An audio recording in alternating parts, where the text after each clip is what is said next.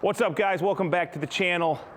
Today's video, it's gonna be a hot one. We are kind of, I don't know, we're gonna be dealing with 100-degree plus heat indexes today, tomorrow, and we really need to get this work done on the inside of the building because we've got a plumber who is lined up to do underground, specifically back over here in this corner where there is going to be a bathroom, there's gonna be a utility sink, there's gonna be floor drains out in the main shop. And to meet timelines, we need them in here so that they can do their work to get the concrete guy in there.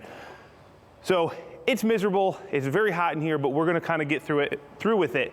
We just did this little bit of framing back here on this back wall, and I'm already, drenched in sweat, and we've got a long way to go. We're gonna be doing our attic air deflectors, which is our ventilation system, so that we can properly ventilate an attic space, get proper insulation all the way out to the edges of our ceiling. So these things are all very important. So they got to get done in order for us to work on the ceiling, which is what we need to do to allow them in here to do their thing. And I don't know if we're going to get all the interior done before we move on to like the steel on the walls. They might end up putting the concrete floor down and then we walk away for a little bit. But this video is going to be a lot of time lapse. It's going to be a lot of just kind of going through the process of doing this ceiling. It's going to be a black ceiling. I know a lot of people comment on how dark a black ceiling is, but really it's not. You put lights in a building. Like this is a storage warehouse. It's going to be kind of a cool man cave up here. Black really is a great accent, and I love the way it turns out. So without further ado, I'm going to go ahead and get into this, and I will try to bring you along and keep you up to speed on what we're doing as the video progresses. But just enjoy the ASMR of Greg and I doing a lot of sweating, but also doing, I think, a cool ceiling.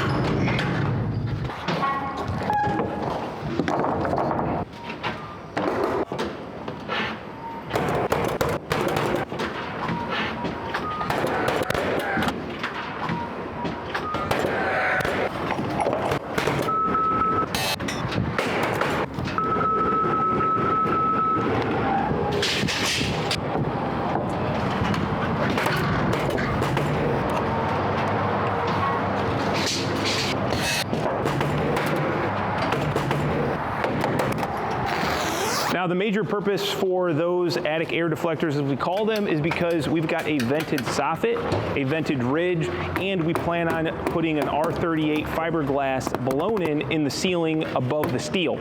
And if we don't do something like those attic air deflectors, that blown in can go out and fill into the soffit, and in essence, making that vented soffit inoperable. So that's very important, and we like this over like a styrofoam venting because one, a styrofoam like proper vent that you put up in a traditional stick frame home goes in between your rafters or your trusses and allows air to flow up to the vent in the ridge. We don't have a typical standard truss like you would normally have. We have a purlin, so we don't really have anywhere to shove those proper vents, and then we would still have the problem of an 8-foot open bay. They don't make an 8-foot proper vent. So this is kind of just a custom solution. Let me know down below what you guys think about this. I think it works really well. It is not my idea. I learned it from somebody else, and I'm just happy to share to hopefully everybody can learn this and do proper ventilation, because the number one thing that I hear from people is how do you avoid condensation in your buildings with a metal roof? And I would say proper ventilation is key. You will probably get potentially some small condensation, but the goal is to make sure that your attic space is as close to the outside temperature as possible, and you do that by bringing fresh air in the bottom and out the ridge cap. So that's what we're doing here, and I think it's a great detail.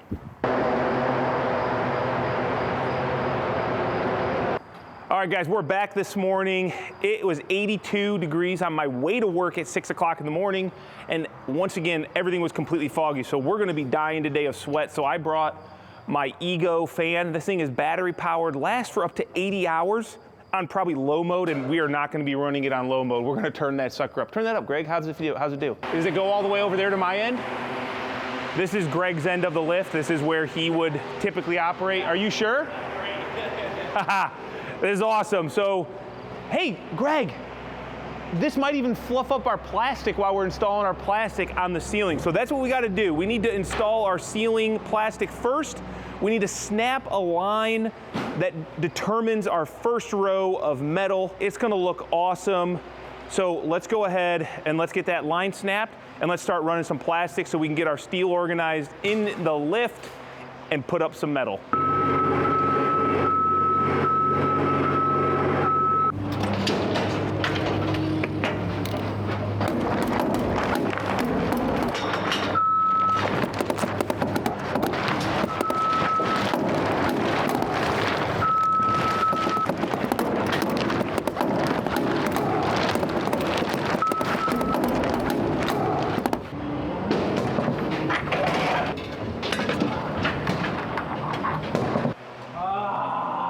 Are you serious?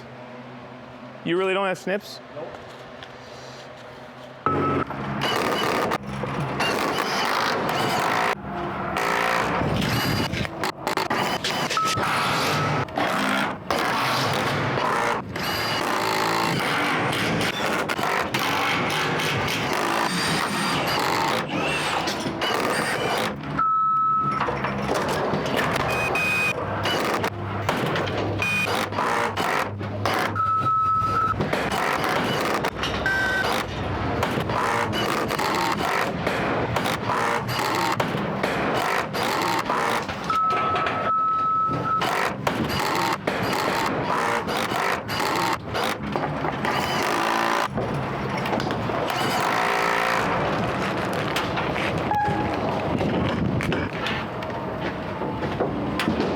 All right, I gotta be honest, that ceiling, for as hot as it is outside, if we had this fan running, it was actually not too bad. I am glad that we're gonna kinda call it for the day right now. We've got all the steel already loaded up in the lift for the second half, but honestly, there's a lot of heat coming out of that ceiling. We're gonna go ahead and do some other miscellaneous stuff, and we're gonna come right back. And in fact, in this video, let's just go ahead and keep this rolling, and let's go right into the other side of the install. But before we get that steel installed, what we do need to make sure that we do is install framing for our overhead doors. So we got to get framing where the track is mounted to the ceiling, and we need framing where the openers are mounted to the ceiling. So I get those dimensions from my garage door installer. He gives them to me so I can know exactly where he needs that framing for his location points. We also have an attic access box to put up in the ceiling that will go underneath our steel or on top of it, however you look at it, and we'll actually punch that hole in later. But once we get it up there, we are now good to go ahead and start installing the rest of the ceiling steel. One thing I will say though is that a lot of people always say, why would you do a black ceiling? It's gonna make it super dark in there. And my response usually is, just look at a ceiling like this that is made of metal. It has very reflective properties to it, and any light, especially coming off of your concrete floor, it's gonna basically reflect back down. Yes, it is black, it is dark, but your ceiling is not what's gonna give you light in your building. It's gonna be your actual lights, as well as the natural light that's coming in all of these windows that we've installed around the building. So I think it's gonna be just fine, and personally, I love the look of a black ceiling. Greg, are you a fan of the black ceiling look? Yeah, I would say I'm a fan. But it's probably not what you would do in yours. No, I'll probably do something different. Just because it's too dark for me. Too black. Like, I feel like I'm just getting sucked in this dark hole and be spat out into nothingness. Basically, that's the most ridiculous thing I've ever heard. But you know what I'm gonna do on my shop build? Yeah, what are you doing? I think I'm gonna do like a light gray. Light gray? Because I want color, but I also agree, black, way too dark. I would never do a black ceiling. Never. I would never do black. It looks horrible.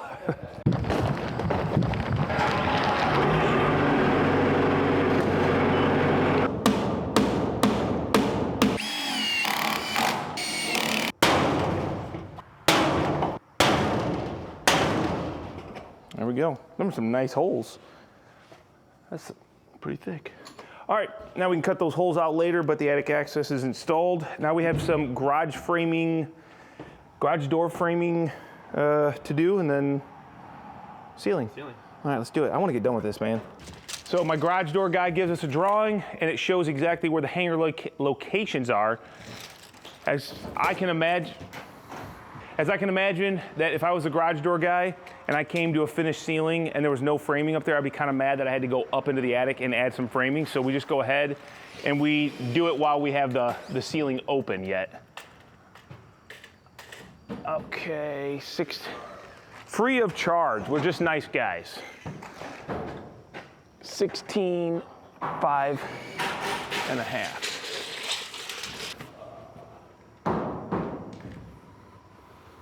Oh boy, what in the world? Why is that so tight? Is that tight? I'll get it, right? I think so.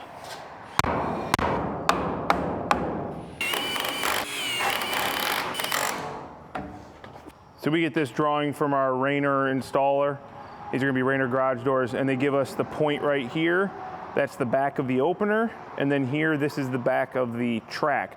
So we need to support those 2 points, and then he also gave me a couple midpoints.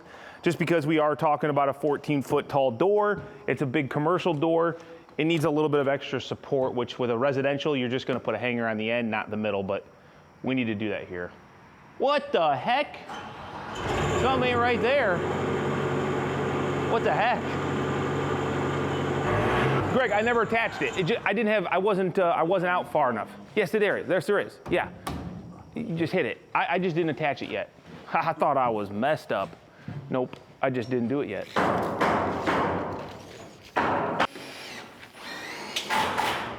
Jeff told me 18.6, therefore that's what I remember. But we got to be 1.5 inches additional because I'm actually attached there. So 18.7.5. Okay. Nice. About time. We got all the overhead door framing done. We got the attic access in. Now back to running plastic and more metal.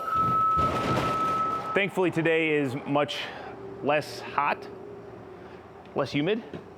But I still want to get our fan out, dude. Humidity's still the same. Yeah, let's get our fan installed in here so we can get some good breezes, and I'll get ready to run some plastic.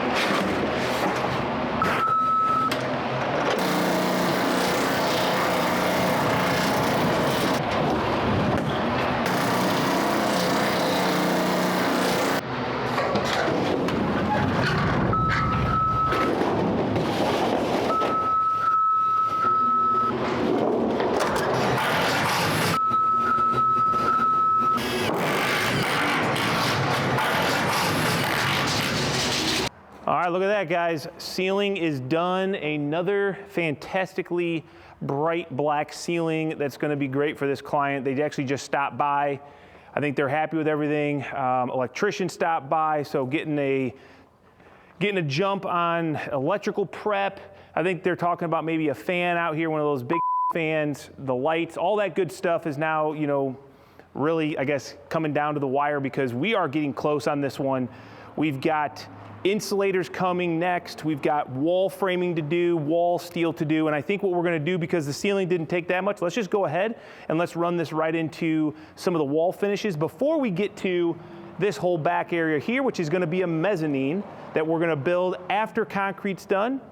after the plumbing has been roughed in, all that stuff, and then we'll do a nice finish. So that'll be later on, but let's go ahead and let's switch gears and let's work on some of this metal that's gonna go on these walls here to get it really started to look good and finished.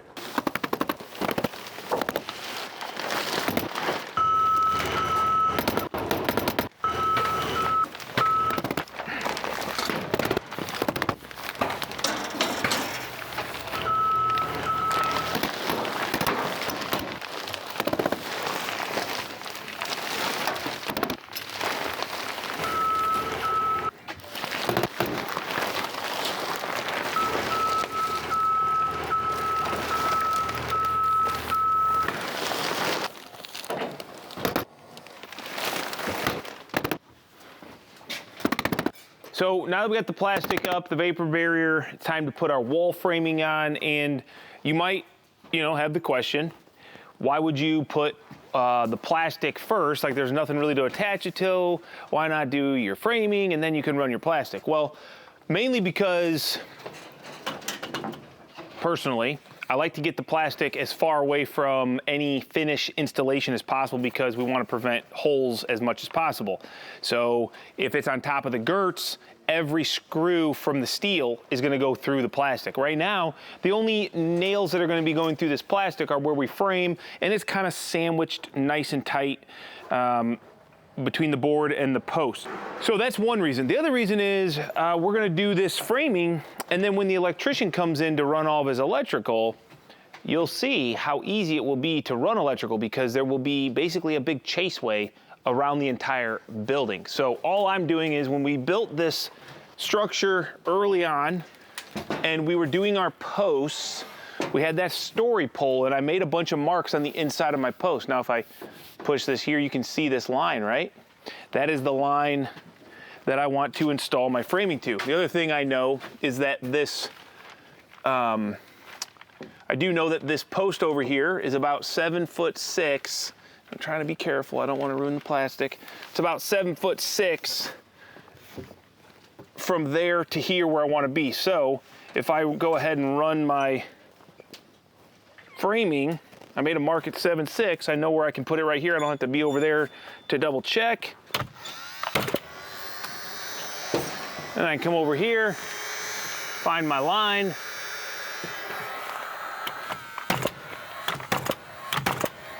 And I'm good to go. So the nice thing is all the hard work really is done because we've already figured everything. We already know where everything goes. Now I'm just gonna be putting boards up. So we do need to start on all of our end walls first because this corner board here, this corner board is added to the post during the post build. And this is what planes us in to the end wall. And the reason we do this is because without it, we would have to run our girts into this post over here because this post is in plane with the sidewall post. If I'm confusing you, let me draw you a little picture. Here's my building.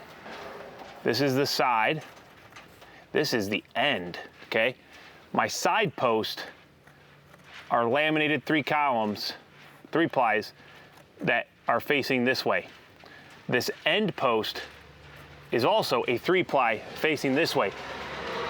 But our end wall post go this way. Why? Because this is the strength of the post. You want wind load going on the strong side. So when we get to this guy right here, this is 4.5 inches thick. This is 5.5 inches thick. So if we run a board over here, and it's not to scale, it's actually gonna be away from this by about 1 inch. So what we do is we run another corner board, we call it, right here. That's what this is that you're seeing. So my post is back here. Then what this allows us to do is to run this board nice and flush. And the reason is if we were to run our plastic without this board and run our plastic, we would not be able to very easily attach to this column unless we shoved our wood way back in here, pushed the plastic. We would have to do like something like this, and push this all out of the way so that we can frame.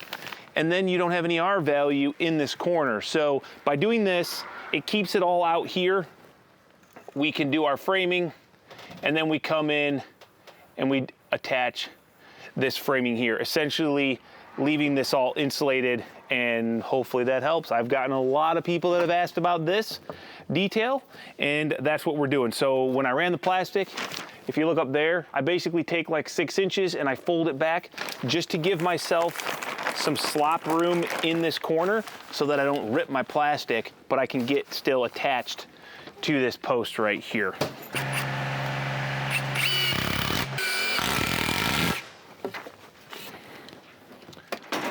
Okay, so when I'm doing these boards, I'll show you a little trick that I, over the years, you kind of develop to make sure that this corner is nice and tight. So I'm going to take my board, and when I put this in here, I used to kind of do this sort of deal where I'd line it up, find out where it's gonna go, and I'd nail it. But inevitably, that would never be very tight over there. So what I do is I actually take the board and I don't go all the way into where I wanna be, which I guess I'll share with you how I determine where I wanna be.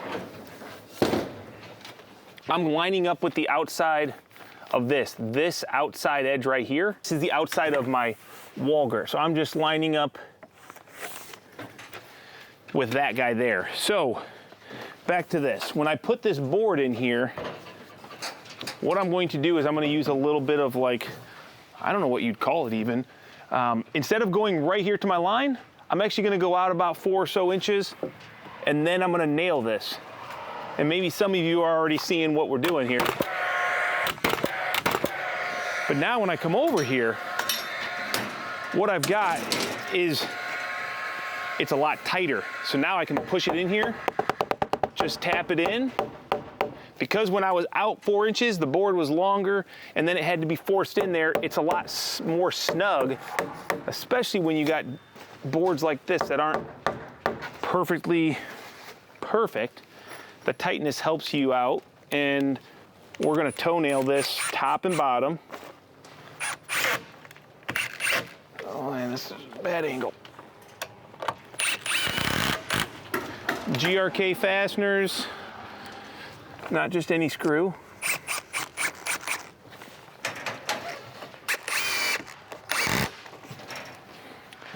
And then I'm just going to take a couple more GRKs, toenail in this way.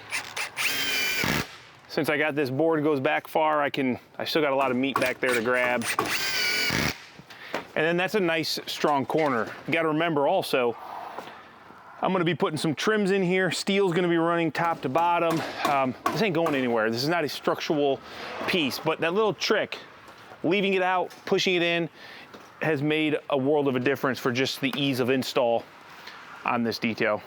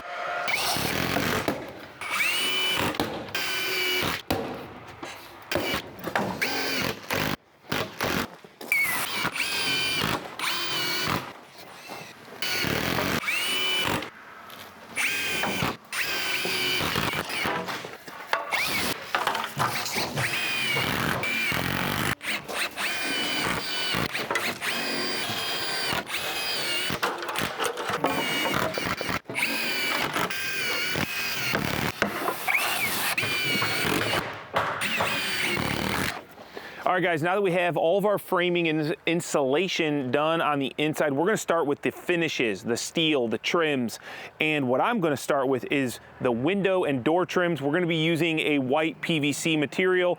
I like this over wood just because it doesn't get as dirty.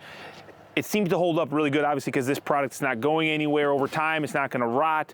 And I like it better than metal because it can withstand a little bit of abuse. So, if I hit this with my hammer, it's not going to scratch up like a piece of metal will. So we used to do a lot of our jam wraps on our windows with metal.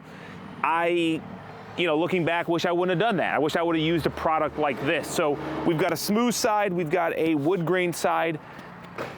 The wood grain is harder to keep clean even though it looks nice. So we use the smooth side, very easy to clean off. So I'm gonna go ahead, I'm gonna cut up all my pieces for my windows. I've got top, bottom, sides, and I gotta rip them down to the right depth.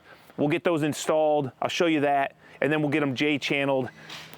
Greg is inside finishing up some last framing. Then he's gonna start working on base trim. He's gonna get all the base trim installed. That way we can start putting up our steel. It's gonna be an exciting day. Take one good look of the interior and it's gonna definitely look a lot different by the end of today. Okay. All right, I gotta give Cut Hub a little shout out. Cut Hub is the, I guess, saw stand, but it's more than just a stand, it's like a work table.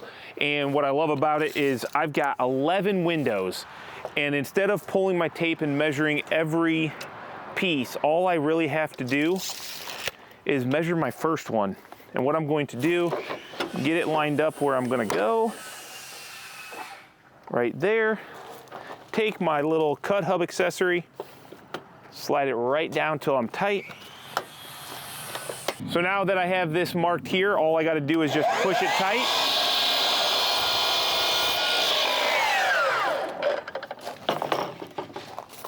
And it's my built-in stop. And yeah, you could make this out of a piece of wood or another table, but this is like all built in and super easy. So now I can go ahead and just repeatedly cut all of my pieces. And in fact, I'm gonna cut 2 at a time.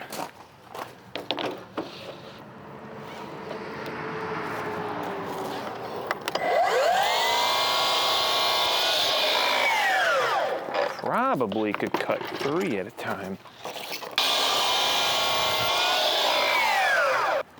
Okay, let's see. I need 22-ish of these, but actually I'm only gonna do 7 of these right now because the other ones are inside of his office area, and I need to talk to my client to confirm because we're not finishing the office area.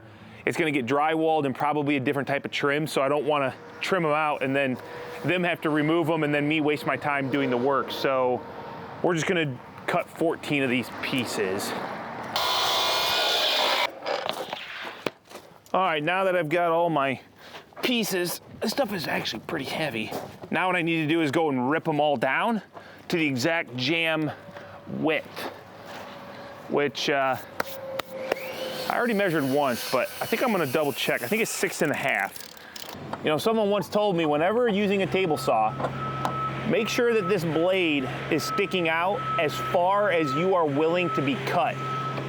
So what that means is don't have that blade out any further than it really needs to be because you're just asking for a problem. At least right now, if my hand were to go across this blade, it's going to just give me a cut. It's not gonna take my whole finger off versus if this thing was sticking out this far and I went through, it's gonna cut my whole finger off. So just a little safety tip. Keep your hands away from it as far as possible.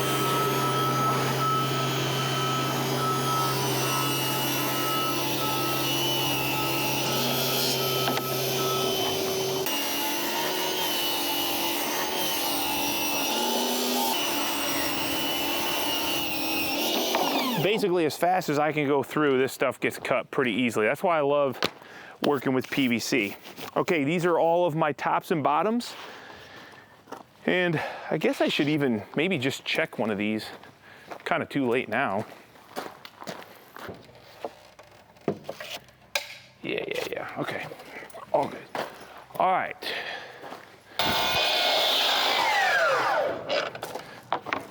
I might have cut these a little bit too tight. I don't want these to be tight because there can be expansion, contraction, so we're going to, these tops and bottoms, they're gonna get wedged in by my sides. So I'm gonna take off just another 1/8 or so. And for how easy this is on the Cut Hub, it still makes me upset that I have to redo this, but it won't take very long. We're done with these. Now we need to figure out what our sideboards are gonna be. And so I always like to put 2 of these in there and measure the distance because these are 3/4, but if I take my tape measure and measure, I just wanna make sure, you know, they do look like 1.5 to me. So it's always kind of a risky thing because I feel like sometimes this material can vary ever so slightly from 3/4 to like a 32nd less. It can be just a little bit smaller. So I always want to cut my sides tight because I can always trim them down. So for my sides, I need to do 36" minus 1.5. And I want these to all be really good. So I'm gonna start with a fresh, clean cut on an end. And then we need to be 34.5. We'll go ahead and cut 2 34.5. And since we're down to the finished carpentry type stuff, let's go ahead and get a nice point on my pencil so we can be a little bit more accurate. Okay, 34.5.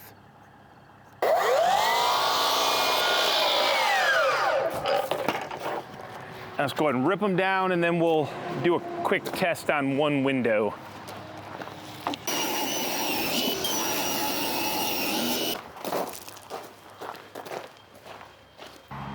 So we're gonna have, and I always try to check, see what side I did the ripping on. We're gonna put that out. Just making sure. Just because it's a cleaner cut than usually the factory. All right. I'm gonna put this guy up here. At the same time, I'm just gonna take one of these and hopefully, oh, that's gonna be perfect. It might seem tight, but actually once I get past the edge, because right now it's, oh, this one might be a little, oh, baby, that's just nice and clean. Now you're probably wondering, Kyle, what are you gonna do to fasten these? Like, how are you gonna make that continually look good? Well, I'll show you. Okay, we've got Fasten Master Cortex. So these are awesome because the PVC plug system, it really hides your screws. You could use a 16 gauge, an 18 gauge, 15 gauge, whatever, but it does leave a hole. And even though these are still noticeable, you can still see them. It does a really good job of hiding it, and you don't have to come back and caulk any of the holes. So we've got these plugs and we've got these special screws. These screws have like some reverse threads, and it basically cleans the hole and then pulls all the material down. You're gonna see that in action. And we've got a special bit. This has a nice little foam tip that protects your material. So let's go ahead and put a screw in. You'll see what I'm talking about. What I like to do here is I just eyeball it. I don't need to measure nothing. And we're just gonna come out here and put one on the end, or the edge. And you screw till this thing basically bottoms out. You don't have to stop your screwing until you hear that noise. So check it out. Okay, oops. Then what we've got is our plugs. They're so cool. I remember the first time I used these is about probably 12 years ago. I did a bunch of PVC trim on the exterior, and man, it's so much nicer. So we're just gonna set this plug in here. If you're using the other side of your trim with the wood grain, then you're gonna get a wood grain, not a smooth plug. Just gonna set these in here. Boom, tap them. And yeah, you can see that, but it looks really good, better in my opinion than a hole or coming back in and having to caulk a bunch of like finish nails. So we're just gonna go around, hit these screws. Oh man, I do not wanna drop these screws. They're not cheap. It's about 20, I wanna say, I think I give about 23 bucks for a box of 100, and it'll do, 75 screws. Yikes, I think I just bought these based on 100 screws when I did my math, so I might be short screws. I don't know. And it does about 50 linear feet of trim.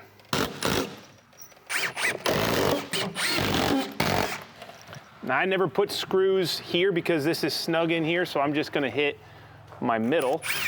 I think it's a waste of screws. Greg, do the math real quick. How many windows can I do with 75 screws, man? 3, 4. No, we'll be fine. I got enough. I grabbed 3 boxes. I knew I only needed about 2 in a part, so I just got the 3. So once I've got all my screws, I'm just gonna kind of mass set all these plugs. You're not gonna wanna screw one, plug it, screw another, plug it. That's not very efficient.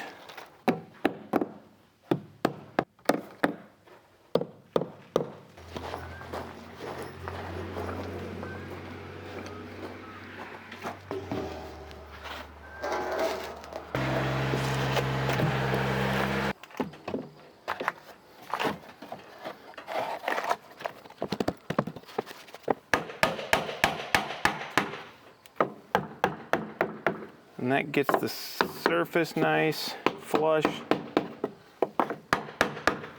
Yeah. I mean, I can go in by hand probably. Just a nice piece of wood just makes it easy.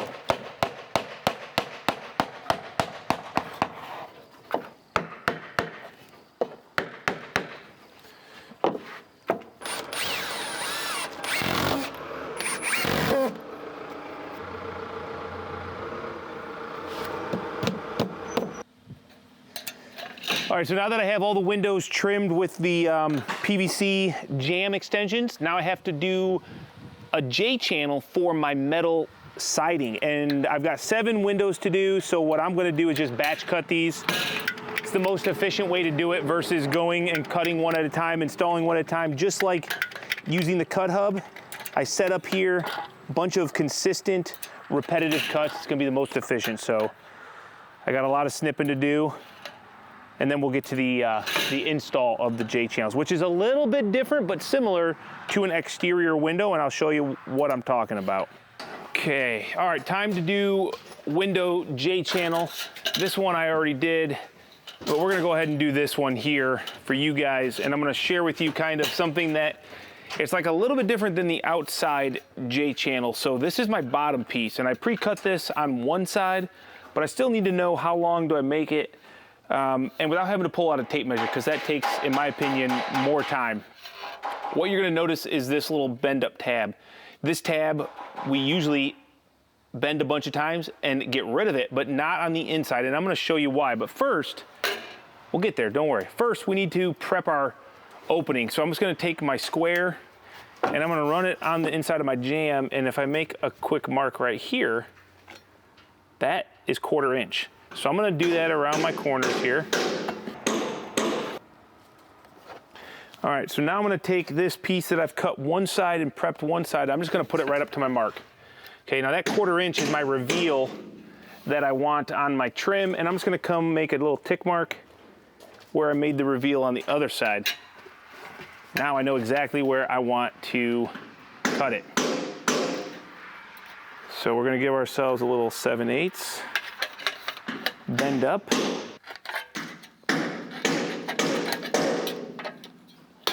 Okay, so what I do is I always just go ahead and snip right along the edge on both sides, but you can't just do that. You also need to take out just a little bit more for the ease of install. We're gonna put a nice tight 90-degree on that. And now we're ready to go. So now I'm gonna line it up on my bottom mark, the one I made on the bottom, and my side. We're just gonna use our stapler. Get this side. And I will hit the middle. Now, time to do the sides.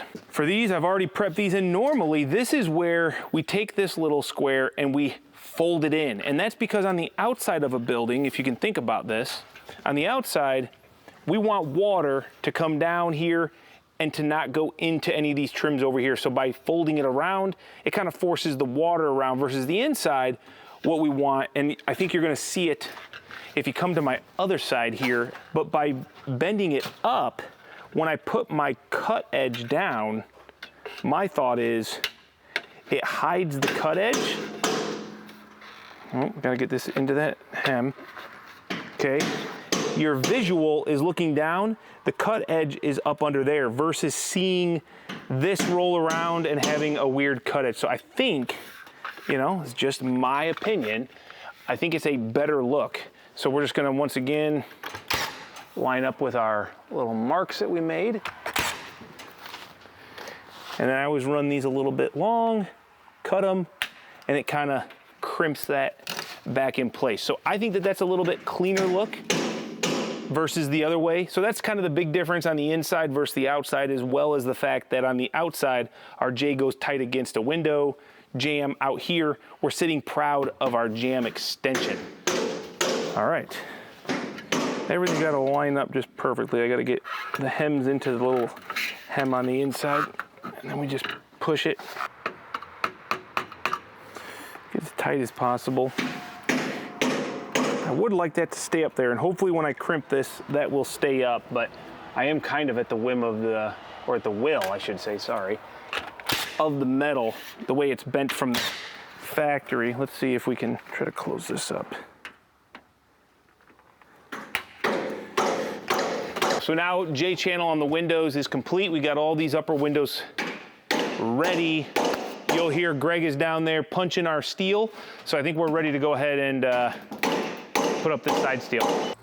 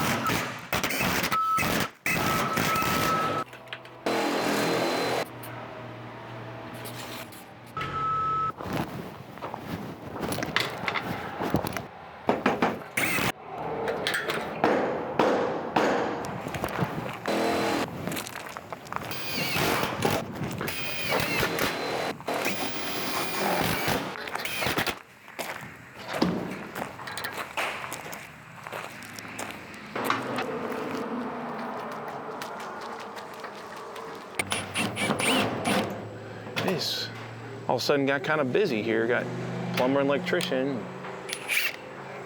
Always slows things down, man, because then people want to ask questions. And instead of just working, you start managing things. That's the main reason I don't typically like to be a GC on a project, because I just like to work.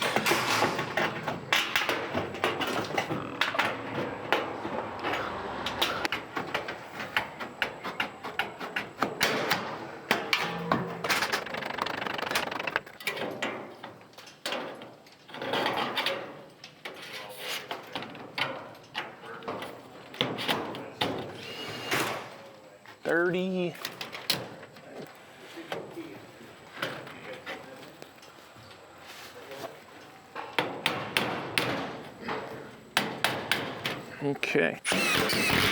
So whenever we do these boxes, we always lay the box out centered off of these ribs. So when we cut our hole, put our trims on, we can use it as our guide. I never have to pull anything out to make sure it's square, make sure it's, you know, because as long as I'm lined up with these minor ribs on both sides, which it is, we've done that dimension, 24 by 30, it sits right in the center.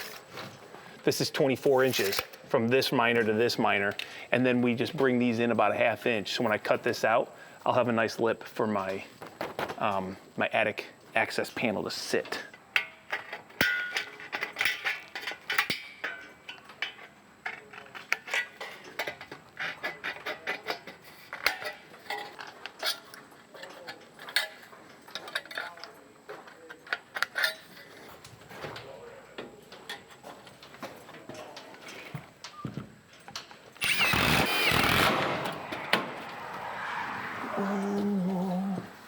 Black screws, black, here we go.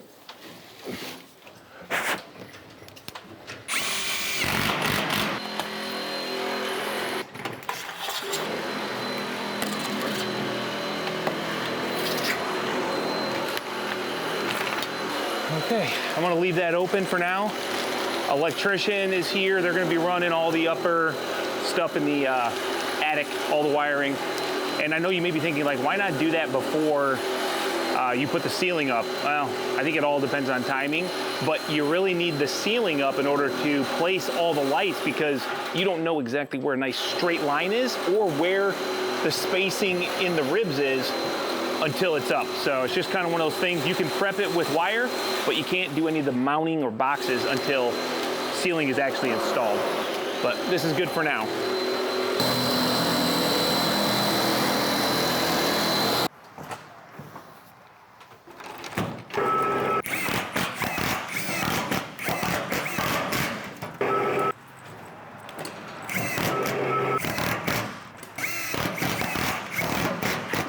All right, guys, time's come. We're cleaning up machinery to get it hauled out of here because, as you can see, plumbers, electricians, they have showed up. They're gonna start doing underground, getting prepped so that we can get our concrete poured. Once the concrete's poured, we're gonna come back here. We're gonna do one final video where we build the mezzanine, we finish off the interior steel, and we also have a couple details left on the outside so that we can end this next video with some good drone shots, some nice finished pictures of our work. But for now, we're gonna go ahead and end this video. I think we got enough here. And if you enjoyed this, hit the thumbs up. Like always, I always appreciate that. Drop a comment if something was confusing or you got a question about something, or you just wanna say, hey, you know, you guys suck, like whatever, I don't care. You can leave whatever comment you want down below, but I'm gonna go ahead and finish cleaning up, haul this stuff to the next job site, and we'll catch you guys on the next video.